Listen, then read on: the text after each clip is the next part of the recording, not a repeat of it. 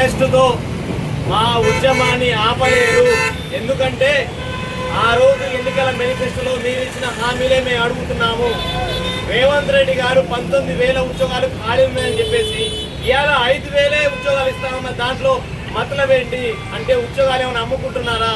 ఇంకో విషయం, మీరు ఎన్నికల హామీలో భాగంగా జియో 46 రద్దు చేస్తామన్నారు. మరి ఆ సంగతి ఏమైంది? ఎక్కడ దాకా వచ్చింది జియో 46? రద్దు చేస్తారా లేదు? దాంతో పాటు ఈ ప్రతిపక్షాలు ఉన్నాయా లేవా తెలంగాణలో? ఇలా నిరుద్యోగులందరూ కూడా రోడ్ల మీద ధర్నాలు చేస్తుంటే, రాష్ట్ర రోగులు చేస్తుంటే, అరెస్ట్ అవుతుంటే, మా మీద ఎఫ్ఐఆర్లు ఫైల్ అవుతుంటే మరి ప్రతిపక్షం ఉన్నదా లేదా అని మేము గట్టిగా హెచ్చరిస్తున్నాము. మా మీద దాడులు జరుగుతున్నాయి, ఇంట్లోకి పోలీసులు వస్తున్నారు, రోజు రోజు మమ్మల్ని తీవ్రంగా అణిచివేస్తున్నారు. మరి ప్రతిపక్షాలు మా గురించి మాట్లాడారా? ఈ రాష్ట్రంలో ప్రతిపక్షం ఉందా లేదా అని ఒకటి మాకు డౌట్ వస్తుంది.